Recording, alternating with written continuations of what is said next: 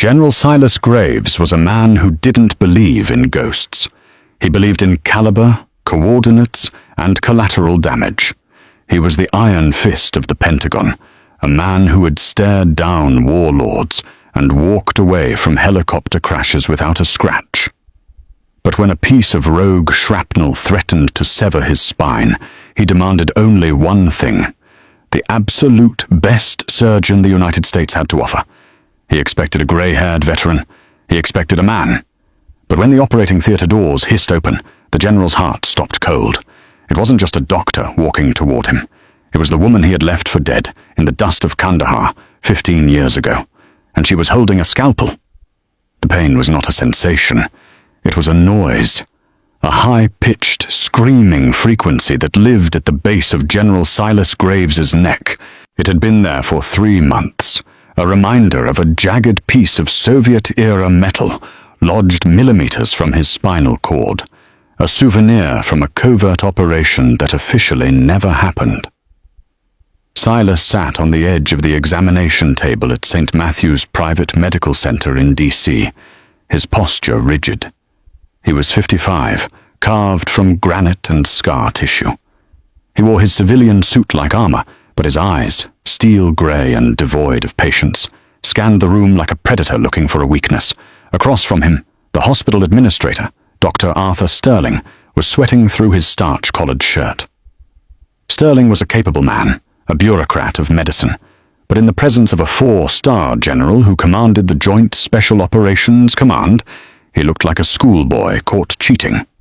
"General, I must insist," Sterling stammered, adjusting his glasses. "Dr. Bannister is the head of neurosurgery.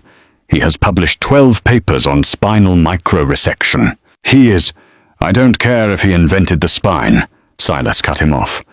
His voice was a low rumble, like a tank idling in a garage. I looked at Bannister's file.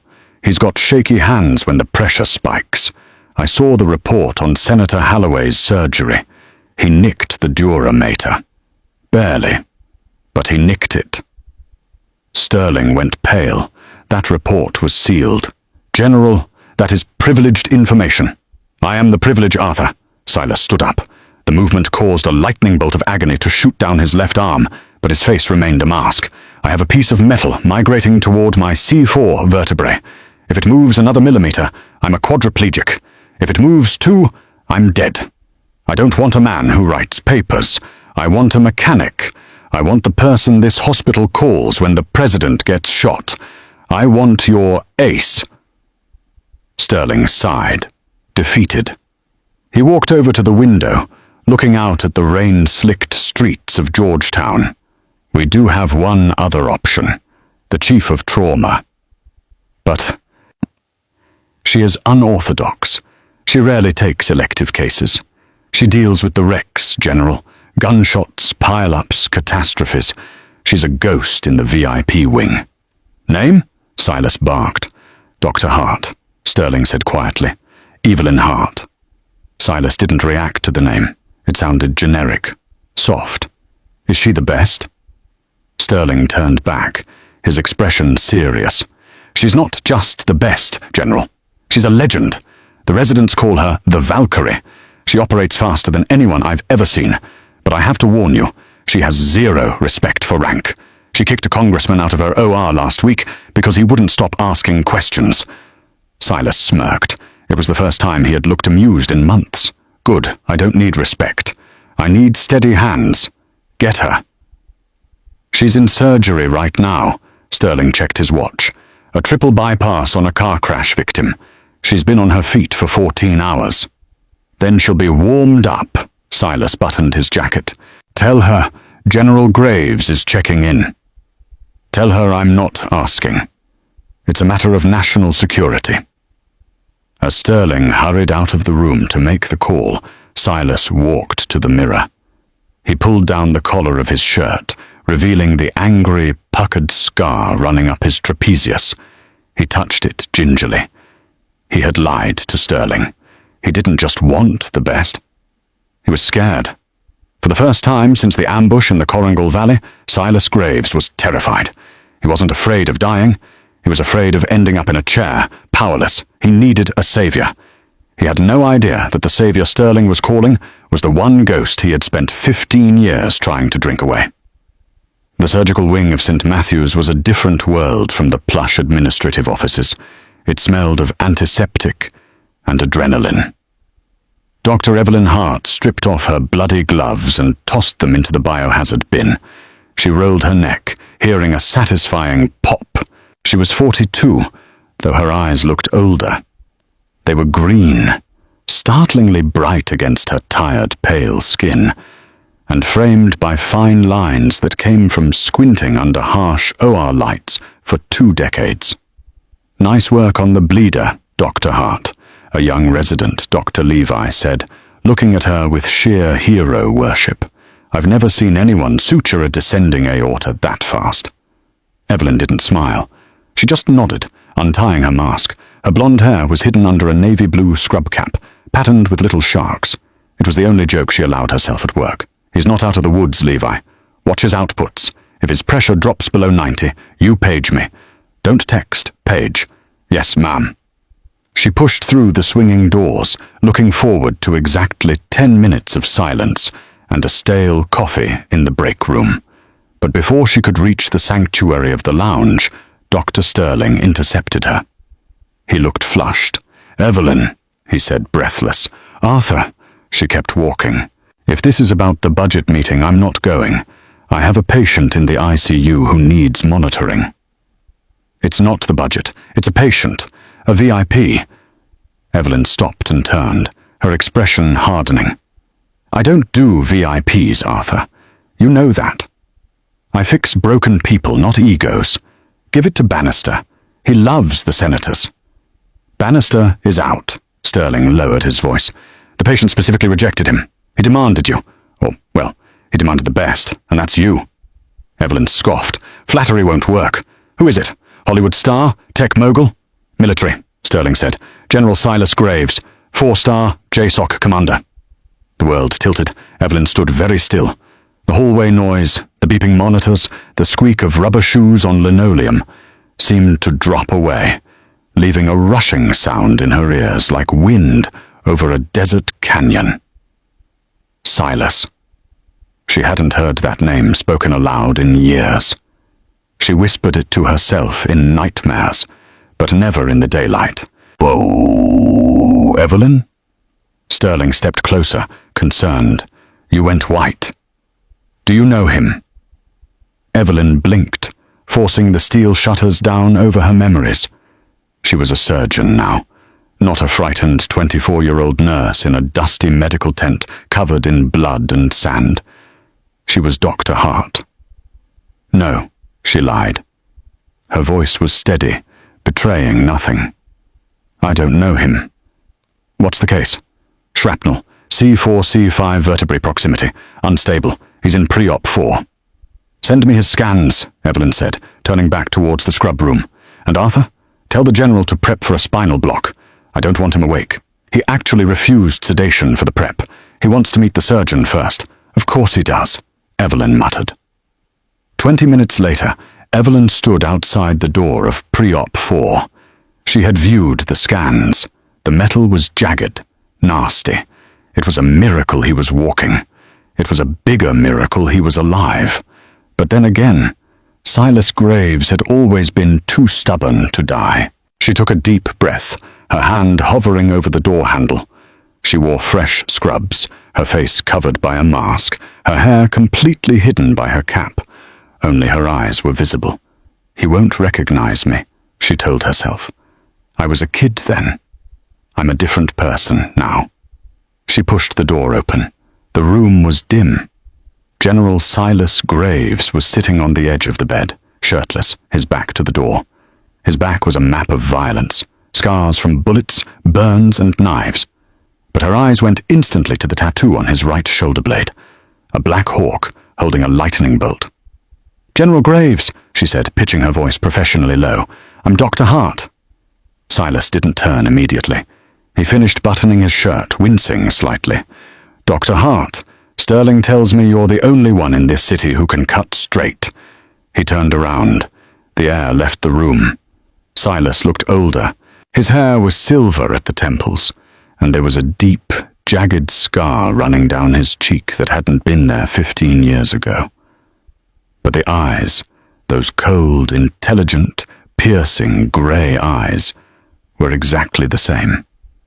He looked at her. He saw a doctor in blue scrubs. He saw the mask. He saw the professional stance.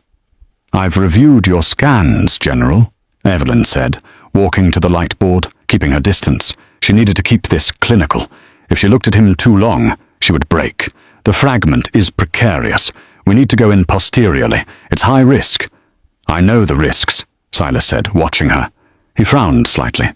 Something about her voice. It scratched at a door in the back of his mind. "Doctor, take off the mask." Evelyn froze. "That's against protocol in a sterile prep area, General." "We aren't in surgery yet." Silas stood up. He towered over the room. He took a step toward her. "I like to see the face of the person holding a knife to my spine.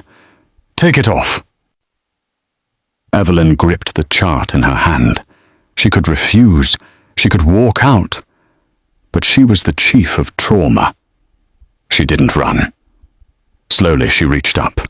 She untied the top string, then the bottom. The mask fell away. Silas stopped dead. He stared at her face. He looked at the small scar on her chin. A scar she got from a tent pole collapsing during a mortar attack in the Panjwai district. He looked at those green eyes. The color drained from the general's face, leaving him looking more terrified than he had ever looked on a battlefield. His mouth opened, but no sound came out. He staggered back a step, hitting the bed rail. "Evie?" he whispered. The word came out like a strangled prayer. "Evie, you're dead." Evelyn didn't flinch.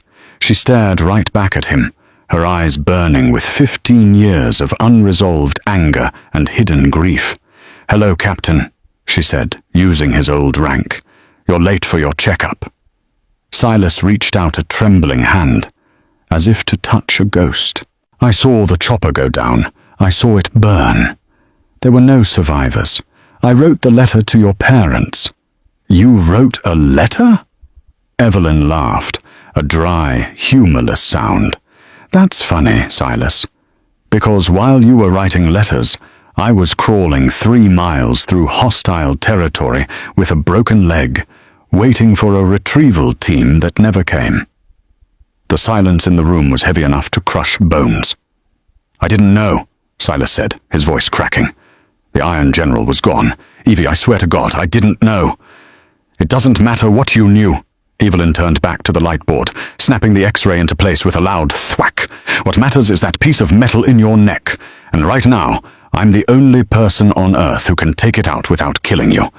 So, General, do you want to talk about the past, or do you want to live to see tomorrow?" Silas stared at her, his chest heaving. The woman he had loved, the woman whose memory had haunted every drink he'd taken for a decade and a half, was standing there, holding his life in her hands. "Save me," he whispered. "Again." Evelyn hit the intercom button on the wall. "Pre-op to OR1. We're coming in. Prep the general." She looked back at him, her eyes cold as ice. "Get on the gurney, Silas, and don't speak to me. Once we cross that threshold, you aren't a general. You're just a body, and I'm the surgeon." The operating theatre was a cathedral of cold blue light. The hum of the ventilation system and the rhythmic beep-beep-beep of the cardiac monitor were the only sounds allowed. General Silas Graves lay face down on the operating table, his head secured in a Mayfield clamp, his body draped in sterile blue sheets. The only part of him visible was a 6-inch square of skin at the base of his neck, painted orange with iodine. Dr. Evelyn Hart stood over him, her hands gloved and raised. She took a breath, letting the familiar calm of the surgery wash over her.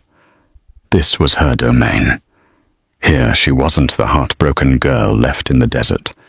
She was a god of physiology. "Scalpel," she said. Dr. Levy placed the instrument in her hand. "Time of incision, 14:02, Evelyn announced. She pressed the blade to the skin. A thin line of red appeared. Bipolar cautery. As the smell of cauterized flesh drifted up, a smell that usually meant nothing to her, Evelyn's hand faltered for a fraction of a second. The scent triggered a violent sensory flashback. Kandahar, 2009. The smell was burning rubber and copper blood. The Black Hawk was on its side, rotor blades twisted like pretzels. Evelyn was dragging a corporal named Miller out of the wreckage. Her leg was broken, the tibia snapping under the weight, but the adrenaline was a narcotic. She couldn't feel the pain yet. She had screamed into her radio, "Dust off! We need dust off! Location grid 44 Alpha!" Static. Just static. She had looked up at the ridgeline. She saw the extraction team's chopper circling. She saw it bank away. They were leaving. The Taliban fighters were closing in, their muzzle flashes sparking in the twilight. Silas was on that extraction bird. She knew it. He was the command element, and he was flying away. "Dr. Hart!" Levi's voice cut through the memory. "You're hovering." Evelyn blinked. She was back in the OR. "Retractors," she snapped, her voice harsher than intended. "Let's get deeper. I want a clear view of the lamina." She worked with mechanical precision, dissecting the muscle layers away from the spine. But the anger was bubbling up, hot and toxic. Every layer she cut through felt like she was peeling back the years of silence. "Why did you leave me?" she thought, staring at the exposed bone of the man who had promised to marry her. "I waited 3 days in that cave. I drank muddy water. I killed a man with a rock to keep him from finding Miller. And you went home to a promotion." "Microscope," she ordered. The nurse wheeled the massive surgical microscope into place. Evelyn peered through the eyepieces. The surgical field was magnified 40 times. There it was, the foreign body. It wasn't just a jagged piece of metal. It was lodged dangerously close to the vertebral artery. One wrong slip, and Silas would stroke out on the table. "It's adhered to the dura," Evelyn murmured, her focus narrowing to a pinpoint. "Diamond drill." For the next 2 hours, the room was silent. Evelyn worked with the grace of a concert pianist. She drilled away the bone covering the spinal cord, creating a window. She teased the scar tissue away from the metal. It was intimate. She was touching the very core of his nervous system. She held his life, his ability to walk, his ability to breathe in the tips of her forceps. It would be so easy to make a mistake, a complication. No one would question it. The surgery was high risk, but Evelyn Hart was the hero nurse. She didn't kill. She fixed. "I'm at the interface," she said, sweat beading on her brow despite the cool air. "Levi, suction. Don't touch the cord." She gripped the shard of metal with the pituitary rongeurs. She rocked it gently. It moved. "Coming out," she whispered. With a wet squelch, the metal slid free. Evelyn exhaled, a long, shuddering breath. "Check motor-evoked potentials. Signals are strong," the neurologist monitoring the nerves reported. "No change, he's fine." Evelyn dropped the piece of metal into a metal kidney dish. Clang. She looked at it. Under the bright OR lights, the shrapnel looked strange. Usually bomb fragments are irregular, rusted iron. This piece was shiny, titanium alloy, and it had a partial serial number etched into the side. KUSLT. Evelyn frowned. This wasn't enemy shrapnel. This was American.